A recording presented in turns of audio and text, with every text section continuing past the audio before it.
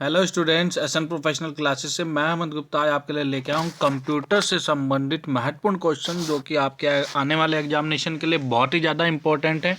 Students, आज के इस वीडियो में हम कंप्यूटर से संबंधित बहुत महत्वपूर्ण क्वेश्चन और फैक्टफुल क्वेश्चन आपके लिए लेके आए हैं जो कि किसी न किसी एग्जामिनेशन में पूछे गए हैं। चलिए स्टार्ट करते हैं। तो स्टूडेंट्स, आज का जो फर्स्ट क्वेश्चन है ये है, कह रहा है हमारे को which of the following is different from other device. हमारे को बताना है कि जो चार मेमोरी से संबंधित डिवाइस दिए गए हैं ये किसी न किसी प्रकार से अलग अलग ग्रुप से संबंधित है। उसके रिगार्डिंग पूछ रहा है कि ये डिफरेंस कौन सा डिफरेंस डिवाइस है, उस डिफरेंस डिवाइस को पहचानिए। रैम, रोम, कैच मेमोरी और मैग्नेटिक टेप। तो स्टूडेंट्स, मैग्नेटिक टेप उपरोक्त तीनों से डिफरेंट है क्योंकि रैम, रोम और कैच मेमोरी ये हमारी प्राइमरी मेमोरी हैं, जबकि मैग्नेटिक टेप ये हमारी सेकेंडरी मेमोरी है। तो चलिए इनके बारे में डिटेल में जानते हैं। स्टूडेंट्स, प्राइमरी मेमोरी को हम मेन मेमोरी या इंटरनल मेमोरी के रूप में भी जानते हैं और इसके उदाहरण हैं RAM, ROM, cache memory, flash memory, registers, ROM और ईपी रोम। तो स्टूडेंट्स, साथ ही साथ हमारे को ये भी जानना है, इनकी फुल फॉर्म भी एग्जामिनेशन में हमारे से अक्सर पूछी जाती है। जैसे कि रैम की फुल फॉर्म क्या होगी, रैंडम एक्सेस मेमोरी। रोम की फुल फॉर्म क्या होगी, रीड एंड ओनली मेमोरी। और प्रोम की फुल फॉर्म क्या होगी, प्रोग्रामेबल रीड ओनली मेमोरी। और ईपी रोम की फुल फॉर्म क्या होगी, erasable programmable read only memory. साथ ही साथ स्टूडेंट्स, एक क्वेश्चन और यहाँ पर इंपॉर्टेंट बनता है, वो बनता है, अक्सर एग्जामिनेशन में पूछा जाता है वोलेटाइल और नॉन वोलेटाइल मेमोरी के संदर्भ में। तो ध्यान रखेंगे, रोम जो रोम रोम में बस गया वो क्या वोलेटाइल होगा, वो नॉन वोलेटाइल होगा। इस ट्रिक से आप इसको याद रखेंगे तो ध्यान रहेगा। रोम जो है हमारी क्या है, नॉन वोलेटाइल मेमोरी है। कौन सी है, नॉन वोलेटाइल मेमोरी है। जबकि रैम क्या है, रैम वोलेटाइल मेमोरी है। और साथ ही साथ एक और इम्पॉर्टेंट फैक्ट ध्यान रखेंगे स्टूडेंट्स, आईआईटी मंडी के द्वारा एक डेवलप की गई एम रैम, क्या है, एम रैम। एम रैम जो है वो नॉन वोलेटाइल मेमोरी का उदाहरण है। बाकी अन्य रैम वोलेटाइल मेमोरी के उदाहरण है, जबकि एम रैम ये नॉन वोलेटाइल मेमोरी के उदाहरण है। तो इस टॉपिक को अच्छे से कवर करके जाएंगे। आपके नेक्स्ट एग्जामिनेशन में इससे संदर्भित एक क्वेश्चन जरूर पूछा जाएगा। चलिए नेक्स्ट सेकेंडरी मेमोरी के बारे में जानते हैं। तो सेकेंडरी मेमोरी को हम एक्सटर्नल मेमोरी के रूप में भी जानते हैं। किसके बारे में, एक्सटर्नल मास स्टोरेज या ऑक्सिलरी मेमोरी के रूप में जानते हैं। और इसके जो उदाहरण है वो है मैग्नेटिक टेप, हार्ड डिस्क और फ्लॉपी डिस्क। तो यही पॉइंट था इस क्वेश्चन के अंदर के निम्न में से कौन सी डिवाइस किसी दूसरे से डिफरेंस है। तो ध्यान रखेंगे, रैम, रोम और कैच मेमोरी ये प्राइमरी मेमोरी के उदाहरण है, जबकि मैग्नेटिक टेप सेकेंडरी मेमोरी का उदाहरण है। यही इसी वजह से जो है मैग्नेटिक टेप उपरोक्त तीनों से डिफरेंस है। तो इसका जो सही आंसर होना था वो था मैग्नेटिक टेप। हैं तो नेक्स्ट क्वेश्चन है हमारा, which of the following memory has the highest capacity. हमारे को बताना है निम्न में से ऐसी कौन सी मेमोरी है जिसकी कैपेसिटी जो है सबसे ज़्यादा होगी स्टोरेज के पॉइंट ऑफ व्यू से। तो ऑप्शन दिए गए हैं USB, virtual memory, hard disk या नन ऑफ दीज। तो स्टूडेंट्स ध्यान रखेंगे, हाईएस्ट कैपेसिटी हार्ड डिस्क की होगी। ऑप्शन नंबर सी इसका करेक्ट आंसर होगा। नेक्स्ट क्वेश्चन पूछा गया है आपसे, सीपीयू परफॉर्म्स रीड और right operations directly with which of the following device. तो स्टूडेंट्स, ये जो ऑपरेशन डायरेक्टली किसके साथ कंडक्ट करता है, ये रैम के साथ करता है। ऑप्शन नंबर बी इसका करेक्ट आंसर होगा। और रैम की अभी आपको फुल फॉर्म बताई थी, रैंडम एक्सेस मेमोरी। और सीपीयू की फुल फॉर्म भी कई बार एग्जामिनेशन में पूछी गई है, तो आपको सीपीयू की फुल फॉर्म मालूम होनी चाहिए। तो स्टूडेंट्स, सीपीयू की फुल फॉर्म होती है सेंट्रल प्रोसेसिंग यूनिट। चलिए अब आगे जानते हैं नेक्स्ट क्वेश्चन के बारे में। बड़े इंपॉर्टेंट क्वेश्चन है, एग्जाम में कई बार पूछे गए हैं। तो कौन कौन से क्वेश्चन है, what is the size of IPv4। Students, IPv4 ये जो हमारा है आईपी एड्रेस से संबंधित है। तो ये पूछा है कि IPv4 का जो साइज है वो क्या साइज होगा। IPv4 का साइज होगा 32 बिट, और IPv6 जो इसका अपग्रेडेड वर्जन है, तो IPv6 क्या है, ये 128 बिट साइज है, ये ध्यान रखेंगे। और ध्यान रखेंगे IPv4 डेसिमल में नंबर को डिनोट्स करता है, और IPv6 हेक्साडेसिमल में नंबर्स को नंबर्स का मतलब IP एड्रेस को डिनोट करता है। और IPv4 में IPv का क्या मतलब है, IPv का मतलब है इंटरनेट प्रोटोकॉल वर्जन 4, और इंटरनेट प्रोटोकॉल वर्जन 6। स्टूडेंट्स, यदि आप हमारे चैनल पर नए हैं और आपने चैनल को अब तक सब्सक्राइब नहीं किया तो चैनल को सब्सक्राइब जरूर कर ले, ताकि इसी प्रकार के अपडेट आपको टाइम टू टाइम प्राप्त होते रहे। और साथ ही साथ इस वीडियो को अपने अन्य मित्रों के साथ भी जरूर शेयर करें, ताकि वो भी इस वीडियो का बेनिफिट ले सकें। चलिए नेक्स्ट क्वेश्चन जानते हैं। तो नेक्स्ट क्वेश्चन है हमारा, इन 2 or more computers dash protocols deals with transfer of hypertext।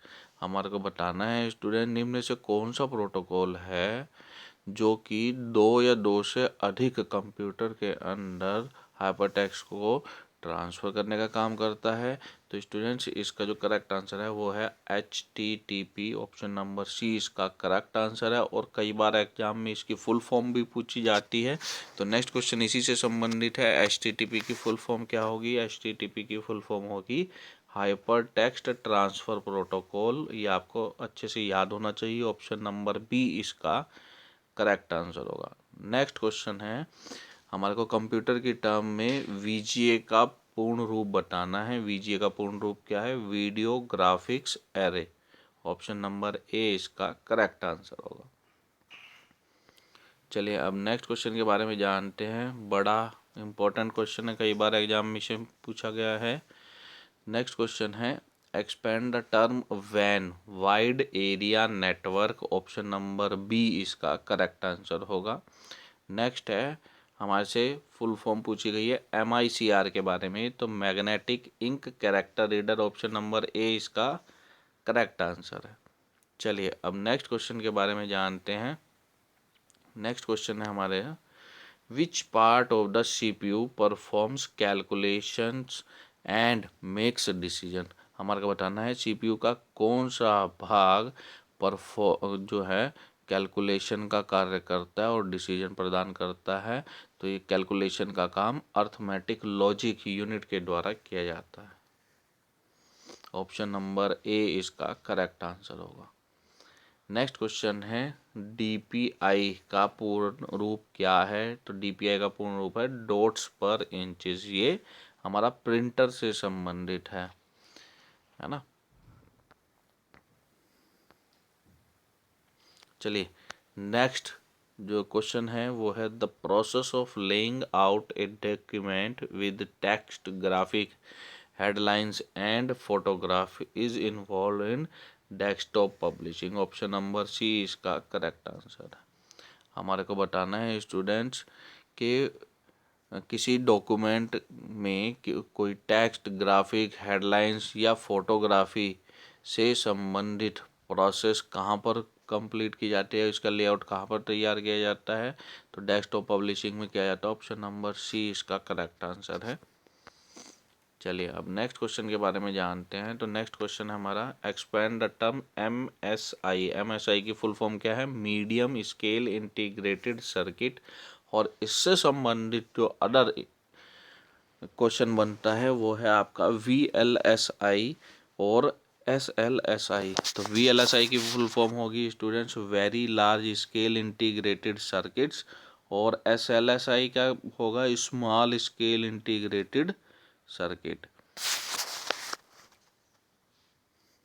चलिए नेक्स्ट क्वेश्चन है स्टूडेंट्स हमारा कंप्यूटर से संबंधित, वो है हमारा, the transfer of data from one application to another line is known as. हमारे को बताना है कि एक कंप्यूटर एप्लीकेशन से दूसरी लाइन पर डेटा को ट्रांसफ़र करना क्या कहलाता है, ये कहलाता है dynamic data exchange, option number D इसका करेक्ट आंसर है।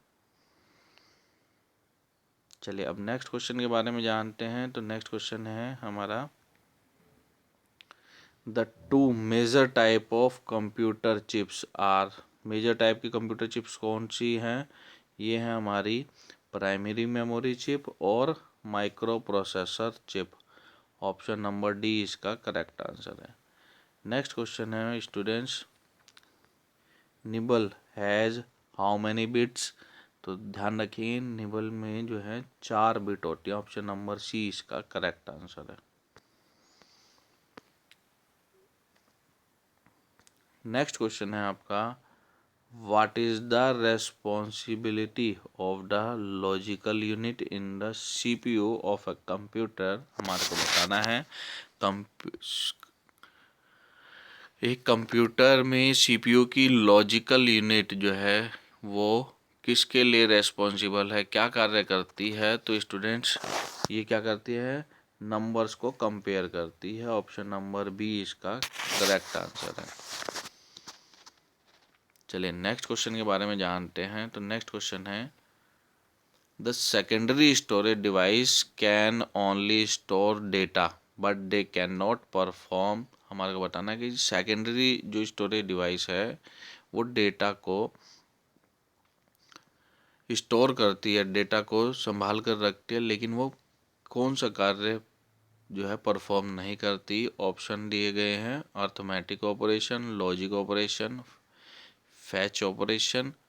तो स्टूडेंट्स ध्यान रखेंगे जो सेकेंडरी स्टोरेज डिवाइस है वो केवल डेटा को स्टोर करती है, ना वो अर्थमेटिक ऑपरेशन नहीं करती, लॉजिक ऑपरेशन भी नहीं करती, है ना, फैच ऑपरेशन करती है। क्या कह रहा है ऑप्शन, क्वेश्चन था हमारा, the secondary storage device can only store data but they can not perform. तो क्या है, ऑप्शन नंबर डी इसका सही आंसर होगा, एदर ऑफ द अबव, ऊपर में से कोई भी कार्य। नेक्स्ट जो क्वेश्चन है हमारा वो है, a word in A web page opens another document when click on it. एक वेब पेज में जब किसी शब्द को सेलेक्ट करते हैं और वो सेलेक्ट करने के बाद किसी दूसरे डॉक्यूमेंट पर लेके जाता है तो उस शब्द को क्या कहेंगे, वहाँ पे उस शब्द पर हाइपर लिंक लगा हुआ होगा। ऑप्शन नंबर सी इसका करेक्ट आंसर होगा। हाइपर लिंक के माध्यम से हम मूव करते हैं दूसरे पेज पर। चलिए नेक्स्ट क्वेश्चन है हमारा, which of the following identifies a specific web page and it's computer on the web. क्या कह रहा है, which of the following identifies a specific web page and it's computer on the web page. तो student इस question का जो correct answer है वो है डोमेन। ऑप्शन नंबर डी इसका करेक्ट आंसर है। स्टूडेंट्स वीडियो कैसा लगा कमेंट बॉक्स में कमेंट करके ज़रूर बताएं, और यदि आपने चैनल को अब तक सब्सक्राइब नहीं किया तो चैनल को सब्सक्राइब जरूर कर ले ताकि इसी प्रकार के अपडेट प्राप्त होते रहें। और इसी प्रकार के अन्य महत्वपूर्ण क्वेश्चन को जानने के लिए हमारे चैनल पर आप प्लेलिस्ट में जा कर के कंप्यूटर सेक्शन या यूजीसी नेट पेपर 1 की प्लेलिस्ट ज़रूर देखें, जिससे आपको आपके आने वाले नेक्स्ट एग्जामिनेशन के लिए और भी इम्पोर्टेंट क्वेश्चन प्राप्त हो। मिलते हैं अपने नेक्स्ट वीडियो में, तब तक के लिए bye bye students and best of luck for your examinations.